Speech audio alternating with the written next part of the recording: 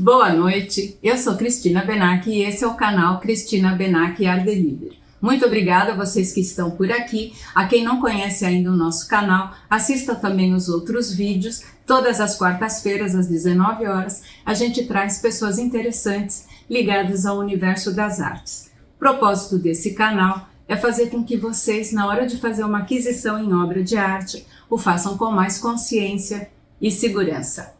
Hoje eu estou aqui com James Lisboa, que na minha opinião e na de muita gente, é um dos maiores e mais entendidos no meio das artes como leiloeiro, e é uma pessoa que eu conheço há muitos anos, por quem eu tenho uma grande admiração. Muito obrigada, James, por me receber aqui no seu escritório e a gente poder bater esse papo. Então, como você tem muita história, a gente teria que fazer um vídeo de 5 horas, né? Para não fazer isso, nós vamos focar em alguns pontos, né? Primeiro, eu acho legal, James, você contar um pouquinho pra gente como é que você chegou no mundo da arte. É bom. Primeiro que agradecer a tua presença, lembrar que nós já temos uma amizade de muitos anos. Eu diria para você que nós estávamos ainda passando da pré-adolescência para a idade adulta. Sem dúvida, então, há muito tempo fui amigo do seu pai durante décadas, né? Sim. Uma pessoa que me ensinou muito, eu tenho isso como uma referência. Ele foi um grande profissional, que eu fazia questão sempre lá de passar para ouvir também as muitas histórias que o Pepe tinha, que eram muito importantes, porque ele foi também um dos professores daquilo que ele desenvolvia no sentido de trabalho. Era um artista, um grande entalhador, e eu também durante anos fui lá me aconselhar, porque eu tinha também uma casa de molduras ali no Brooklyn. Isso eu abri em final da década de 70, em 1977, e durante 20 anos trabalhei nesse setor. E isso foi mais ou menos um caminho que me levou depois a trabalhar com leilões e no mercado de arte. Foi lá que eu conheci a família Casarré, que eram meus amigos, eles lá moravam no Brooklyn, e um Casarré me ofereceu, olha, minha mãe é leiloeira, ela já tem idade, e a gente não vai continuar. Sim. Então eu gostaria que você pudesse, se você quisesse, você assumisse a carteira dela, quer dizer, ela te passar como preposto de você depois ser nomeado leiloeiro. E isso aconteceu, e naquele período eu estava com vontade de mudar, criar uma outra perspectiva de negócio e de trabalho, e em 1986 eu consegui esse título de leiloeiro e comecei a trabalhar na área. Isso em 87, 88 comecei a desenvolver, fiz leilões para várias galerias de São Paulo e aprendi a fazê-lo, não é? Gostava disso, isso fazia parte do meu dia a dia, e desenvolvi e cheguei hoje aqui fazendo os leilões junto com meu filho Acácio. A trajetória foi eu diria, de mais de uma década.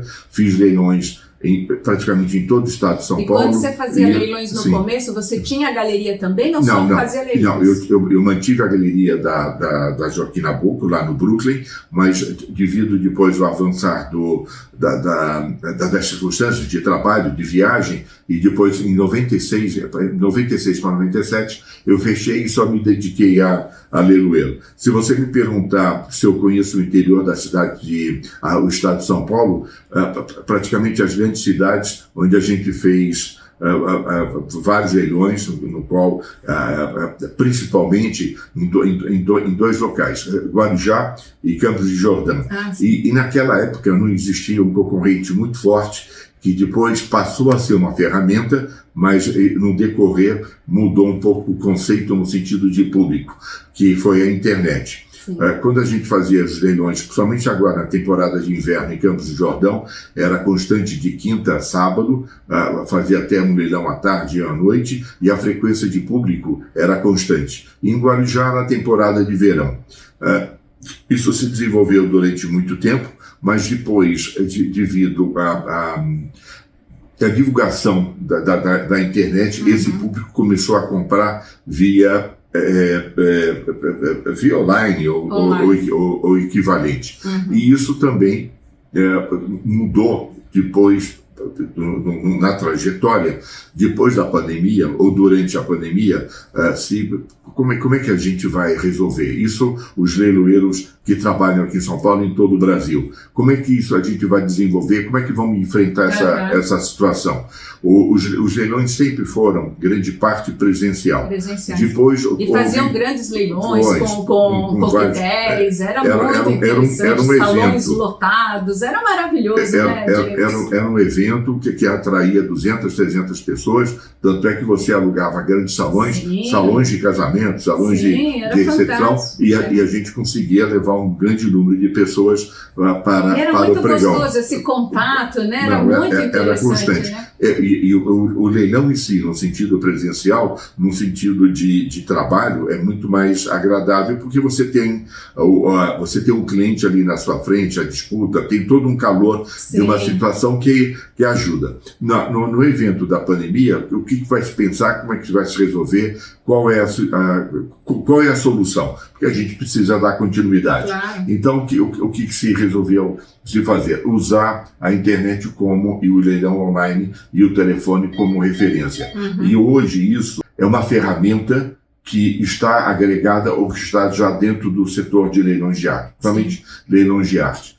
Você atinge um maior número de pessoas, você apresenta um maior número de peças, mesmo fazendo um leilão presencial, que hoje começou a voltar ao normal. Sim, como já não tanto quanto a gente gostaria, mas eu ainda não estou recebendo as pessoas, mas tem vários colegas que já estão recebendo, armando salão e tal, e também usando como ferramenta a internet, o leilão online, telefone e o presencial. Tenho feito no decorrer de um ano para cá, um pouquinho mais, alguns leilões beneficentes e que tem um público vasto, um público constante, um público que prestigia. Mas no dia a dia, nos leilões mensais que a gente costuma fazer, eu ainda estou um pouquinho arredio a esse tipo de colocação, porque eu acho que tem que ter um pouquinho mais de segurança em relação ao fato, e eu sinto isso em relação à clientela, para a gente chamar e armar o salão para receber a todos. Que é outro custo também. Não, existe um outro custo, mas ele é variável, sabe? Então é uma coisa que é possível administrar, mesmo porque as pessoas existe uma série de itens. A concentração do horário é X, para as pessoas poderem participar. As pessoas só se deslocam se houver segurança, se eu tiver manobrista. Tem uma série de itens que tem que casar para poder as pessoas estarem presentes. Isso também era assim, mas isso hoje se tornou mais rígido no sentido de solicitação. Então, veja, a gente foi buscar soluções. E uma delas foi a divulgação que, há 3 anos atrás, o Acácio teve a ideia de fazer um contato com as televisões. Acácio é o filho dele, que tem uma galeria na frente dele também, aqui na Melo Alves. Depois nós vamos deixar os contatos. Ele administra a galeria à frente. E aí nós tivemos a ideia de transmitir os leilões pelo canal Arte 1 da Rede Bandeirantes. Nós fizemos o contato, eles também, e fizemos um acordo no sentido de fazer um leilão a cada mês, a cada 45 dias, transmitindo pelo canal Arte 1. Eles tinham cedido um espaço, quer dizer, cedido no sentido oferecido um espaço de um canal que eles têm, mas é um canal rural, que vende boi, gado, ovelha, essa coisa toda. E eu disse, olha, se for no Arte 1, que está associado àquilo que nós fazemos no dia a dia, eu topo fazê-lo. E isso deu uma repercussão no sentido positivo, muito importante, e isso é inevitável. A televisão tem uma penetração no sentido de lares ou de entrada dentro da casa muito forte. Então isso deu uma multiplicação de número de clientes e de interesse. A televisão, no momento que se transmitia, a gente não recebia o lance, era só uma transmissão de imagem. Os lances eram dados ainda online, mas a televisão só transmissão. Mas isso, pois, acarretava que as pessoas se interessavam tal, e você divulgava aquilo que estava sendo colocado a pregão. Teve vários leilões que nós transmitimos e deu um resultado bastante positivo. Esse ano nós não fizemos ainda devido a uma questão de eles têm um espaço que você, ao solicitar, precisa ser feito com muita antecedência, porque eles têm uma programação. Certo. E não pode tirar, porque eles têm que seguir a rígido. Mas eu acredito que até o final do ano, nós vamos entrar agora em agosto, eu tenho 2 ou 3 leilões de grande porte, que quando eu digo grande porte, de uma coleção importante, certo, que compensa colocar a pregão uma transmissão de 1 ou 2 horas. Então, as ferramentas que se usam hoje em leilão para poder você buscar e fazer um leilão, para poder fazer uma coisa satisfatória no sentido de resultado, é muito ampla. A gente continua com a internet, quer dizer, transmitindo pela internet, recebendo os lances online ou por telefone, e a projeção ainda de transmitir via televisão. Tá. Então, houve uma situação de freio no começo, devido à pandemia, mas depois se buscou uma solução que se concretizou no sentido de resultado. A gente continua a usar o mesmo critério no sentido de exibição, 10 dias de amostra para que as pessoas possam ver as obras que estão aqui expostas, e 1, 2 ou 3 dias, dependendo da captação, em pregão. Sempre com horário fixo, a partir das 20 horas, com muita divulgação. A gente usa os meios normais, que eventualmente todos os jornais que eu falo, jornal, a gente tem um convênio com a Isto É Dinheiro, que transmite, que a gente usa uma página, a rádio, e fazemos, dependendo daquilo que é captado, um catálogo com a descrição das obras. O teu leilão é uma plataforma sua? Sua? Nós temos uma plataforma nossa. Apesar de que é válido, tem várias plataformas no Brasil que cedem o seu mailing, fazem um acordo com as galerias, e eles eventualmente trabalham dessa forma. Eu queria te perguntar um pouco sobre isso, porque a venda pela imagem é muito diferente do que você ir e olhar a peça pessoalmente e tudo. Lógico. Então, o que a gente tem acompanhado, eu faço as feiras, né? Sábado faço a Calixto, domingo MASP, a gente lida com um público muito grande, vem gente de tudo quanto é lugar. Certo. E vem muitas pessoas e trazem peças pra gente que adquiriram em leilão. Então, tem plataformas que tem leilão, bom, não sei, tem dia que tem, sei lá, 500 leilões, é uma barbaridade, é uma quantidade absurda. Muito grande, exato. E um público que ainda não é habitué de leilão e nem de galeria, eles compram por esses leilões e acreditam que tudo que eles compram em leilão é uma garantia de que estão comprando algo original. James, isso é um grande problema, porque o que chega pra gente de coisas adquiridas nesses leilões, e é tão difícil, James, como você encara isso? Bom, primeiro o oportunismo de quem eventualmente está fazendo para poder pegar um público que tem ou está ansioso para uma aquisição e cair, eu diria, entre aspas, em ciladas. Não é? Eu vou só te contar uma história que, a princípio, isso acontece muito. Os leilões que nós divulgamos, passamos dos valores das obras de vários artistas, que estão eventualmente são bastante procurados. E eles têm lá uma cotação. Eu não quero citar exatamente mas um exemplo. Tem desenhos de autores consagrados que são cotados da faixa de 20 a 30 mil reais, daí para cima, não é? Ou perto disso. E tem alguns leilões, nesse caso, que fazem isso de empresas que não duram 6 meses ou 3 meses, estão sempre se renovando no sentido de nome, CNPJ, essa coisa toda, que vendem esses mesmos artistas por R$1.000, R$1.500, R$2.000. Quer dizer, não existe milagre. Teve um senhor que nos mandou uma obra do Pansete, uma marinha do Pansete, no qual ele fez uma solicitação para colocar a pregão. Ele mandou via e-mail e eu disse para ele que a obra, a princípio, eu sempre respondo dessa forma, que a obra não interessava, que aquele quadro não interessava eu colocar a pregão. Ele pediu uma avaliação, essa coisa toda, e eu não vou avaliar alguma coisa que não é. Aí, pois, ele me ligou e queria saber, mas se é um artista que você trabalha, por que você não vai pôr o leilão? porque a obra não condiz com dentro daquilo, da qualidade daquilo que eu estou acostumado a pôr a pregão. Eu vou buscar sempre uma resposta mais diplomática, amena, para não criar um constrangimento em relação ao fato.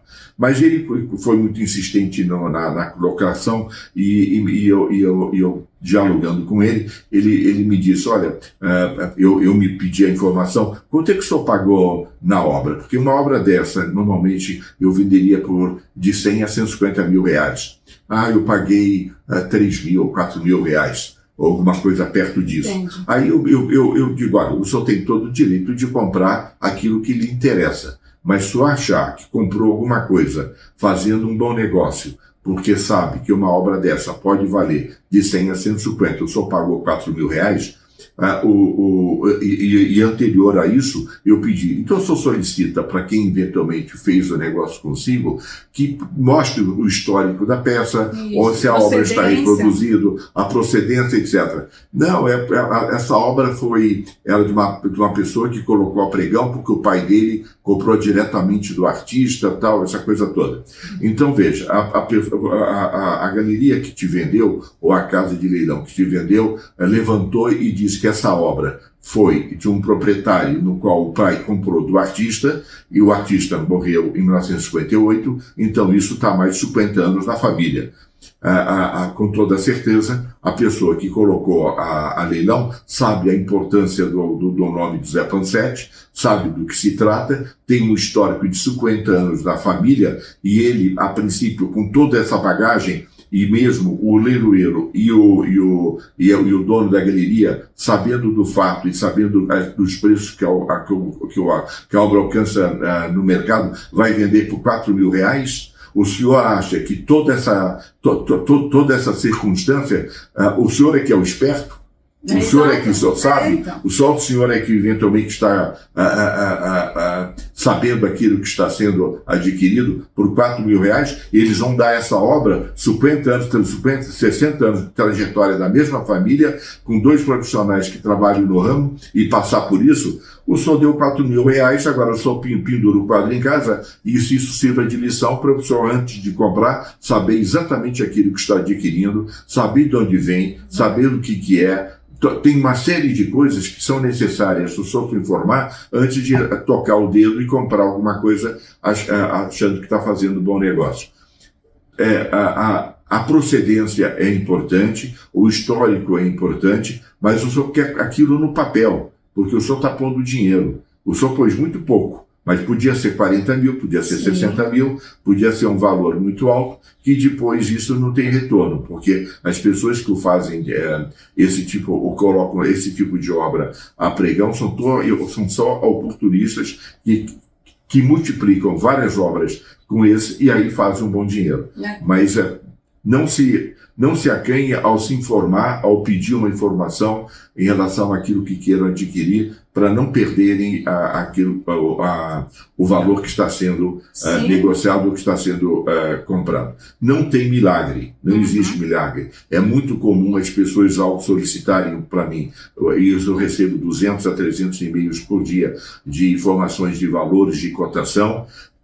Quando eu dou uma cotação, aí falou, mas fulano de tal disse tanto, fulano de tal disse tanto. Então todo mundo hoje se informa, sempre tem um primo, um tio, um avô, um cachorro, um gato que sabe preço, tanto quanto a gente, porque as informações que você busca através da internet, tem até sites com os valores de leilões em que alcançam de artistas específicos, etc. Se informe antes de adquirir, para não jogar dinheiro fora. Exatamente. Histórias como essa a gente vê muitas pessoas chamam a gente em casa para ver obras que querem vender. Eu tive experiência de uma pessoa do interior que tinha um apartamento aqui em São Paulo, que disse que tinha comprado várias coisas em leilão ao longo dos anos e queria vender. Quando eu entrei lá, ele tinha tudo organizado no apartamento. Eu olhei, quase caí de costas, falei, meu Deus. Aí perguntei a ele, tinha Volpes e tinha obras assim importantes, né? Aí eu falei, me diga assim, me dá uma ideia, quanto você investiu aqui nesse lote que você quer vender? Aí ele falou um valor baixíssimo, aí eu disse, bom, esse daqui, se original fosse, custava mais do que você investiu no lote todo. Sim. Mas vá lá, converse com quem vendeu para você. Então, esse tipo de coisa acontece muito. Por isso que essa informação que o James está passando para vocês é muito importante. A gente vê isso o tempo todo, pessoas, o tempo todo, e essa oferta agora que tem dos leilões online é uma coisa absurda, a quantidade que circula. Então tem que ter muito cuidado na hora de fazer uma aquisição em obra de arte, né?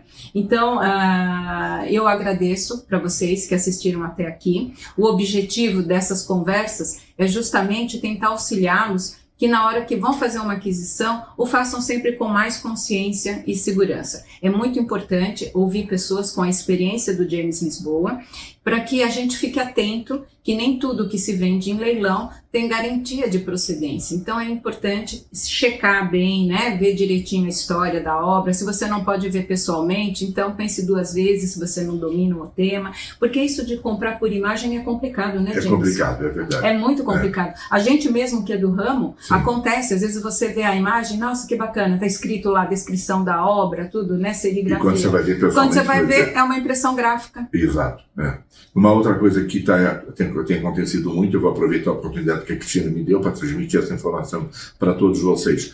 Está havendo no mercado, é válido, mas tem que ser informado, de muitos artistas ou representantes dos artistas, nesse caso a família, de reproduzirem gravuras com o nome gráfico, assinatura gráfica. Então é importante, a Cris sabe bem disso, que ela trabalha no ramo, tem vários artistas importantes, que já falecidos, que a família está reeditando. Não existe nenhum impedimento de fazê-lo, mas essa informação precisa ser colocada, porque uma gravura assinada pelo autor, geralmente a lápis, a grafite, tem um valor X, e vamos usar esse termo, uma reprodução com uma assinatura gráfica, ela tem um valor muito inferior e mais decorativo do que uma obra numerada e assinada pessoalmente pelo artista. Já houve casos de várias gravuras que nos trouxeram para poder ser posta a pregão com essa situação, e quando a gente transmite, as pessoas ficam como? Eu comprei tal... Não, então vai lá e diga que o que você comprou é uma coisa gráfica e não uma obra assinada pelo autor. Isso é apenas um detalhe em relação ao fato. Se informe, vê direitinho para não comprar alguma coisa que é muito além do valor real da obra. Sim, isso é um fato. As gravuras que eles chamam de gravuras póstumas, que a assinatura é meramente um carimbo, não é assinado pelo artista. Agora, muitos oportunistas estão colocando obras de artistas que não têm família cuidando da obra e vendem dizendo que tem autorização da fundação, do instituto, quando nem sequer existe uma fundação, um instituto. Então, muito cuidado, quando vocês vão comprar uma obra de arte de alguém, vocês têm que conhecer também quem está vendendo para vocês. Busquem referência de quem é que está vendendo para vocês, porque as histórias que os comerciantes, entre aspas, usam, são as mais variadas, né? Então precisa tomar muito cuidado, inclusive tem documentários, né? Porque às vezes você pega uma obra importante, tem aquele documentário A Fake Art, tem aquele O Salvador do Mundo do Leonardo da Vinci também. Às vezes a empolgação de você pensar que tem uma obra daquele artista, os próprios experts, né? Ficam na dúvida, porque às vezes a falsificação foi feita há muitos anos também, da época inclusive, né? Então essas questões todas tem que conhecer. Quando você vai investir no mercado de ações, se você não conhecer, o risco de você errar é muito grande. No mercado de arte não é diferente, não é, James? Também. Tudo que envolve dinheiro tem que ter cuidado. Então, às vezes, se você não tem domínio do tema, vai devagarinho. Vai conhecendo as pessoas, né? Eu conheço clientes que começaram a comprar gravurinhas de R$500, R$600. Hoje tem Portinari de R$1 milhão. Então, mas por quê? Porque a pessoa vai devagar, vai aprendendo, vai conhecendo os comerciantes, vão vendo, né, quais são as documentações que são aceitas, porque tem muito certificado de obra que não é.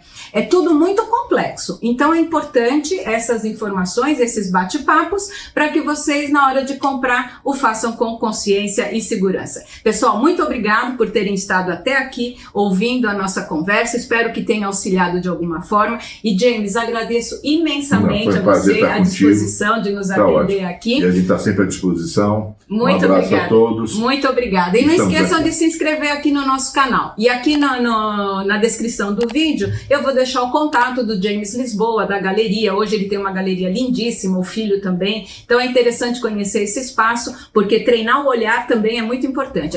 Vamos fazer visita nas galerias para ir adquirindo mais segurança para comprar uma obra de arte. Combinado, pessoal? Muito obrigada e até o próximo vídeo. Uma excelente noite a todos. Tchau, tchau. Um abraço. Obrigado.